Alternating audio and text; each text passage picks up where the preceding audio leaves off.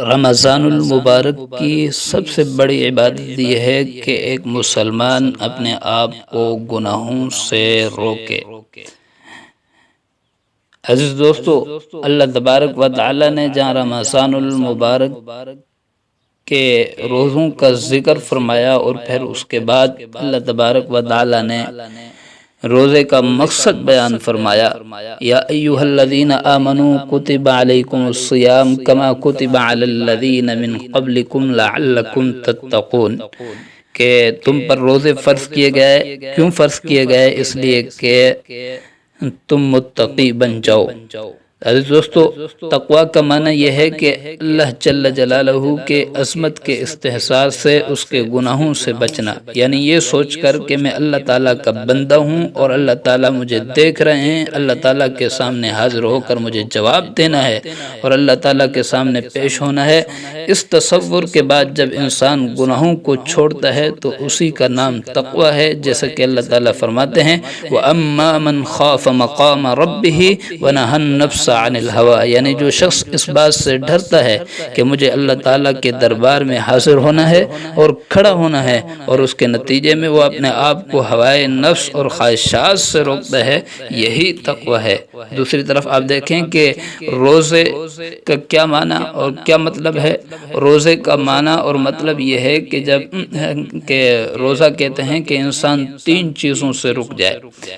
Number 1 کھانے سے، number 2 پینے سے، نمبر 3 اپنی نفسانی خواہشات کو، اگرچہ وہ جائز اور حلال طریقے سے، مثلا جیسے زوجین کا ایک دوسرے سے اپنے نفسانی خواہشات کو پورا کرنا یہ حلال ہے، ان تین چیزوں سے رک جانے کا نام روزہ ہے۔ تو جب اللہ تبارک و تعالی روزے کی حالت میں حلال چیزوں سے روک رہے ہیں تو جو چیزیں حرام ہے، اللہ کی نافرمانی ہے، مثلا جھوٹ بولنا، غیبت کرنا، مسلمان بھائی سے حسد، کینہ اور بغض رکھنا، ایک دوسرے کی چغلی کرنا، ایک دوسرے کے بارے میں غلط سوچنا، اپنے نظروں کو غلط جگہ پر لے جانا اور اپنے کانوں سے غلط چیز کا سننا، اپنے زبان پر غلط الفاظوں کا لانا، یہ وہ چیزیں ہیں جو تمام کی تمام حرام ہے، اور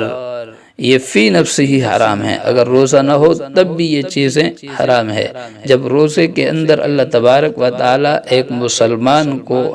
حلال چیزوں سے، کھانا حلال، پینا حلال، نفسانی خواہشات کو جائز طریقے سے اگر پورا کیا جائے وہ حلال، لیکن جب حلال چیزوں سے اللہ تبارک و تعالی روک رہے ہیں تو پھر آپ بتائیں کہ حرام چیزیں اپنے نظروں کو غلط جگہ پر لے کر جانا، اپنے وقت کو جو ہے ضائع کرنا، اور موبائل فون کے اندر غلط چیزیں دیکھنا، تو یہ کہاں پر جائز ہو سکتا ہے؟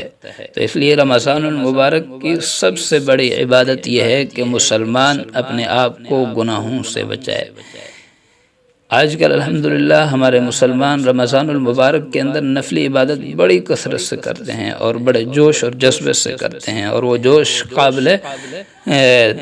دید ہے اور قابل قدر ہے، لیکن عزیز دوستو، سب سے بڑی عبادت جو ہے وہ یہ ہے کہ ایک مسلمان اپنے آپ کو گناہوں سے بچائے۔ گناہوں سے بچانا یہ سب سے بڑی عبادت ہے، اور اللہ تبارک و تعالی نے روزے کی فرضیت کا مقصد بھی یہی بیان کیا کہ تم متقی بن جاؤ۔ متقی کا معنی ابھی میں نے بیان کیا کہ اپنے آپ کو اللہ تبارک و تعالی کی عظمت کا استحضار رکھ کر گناہوں سے بچانا ہے۔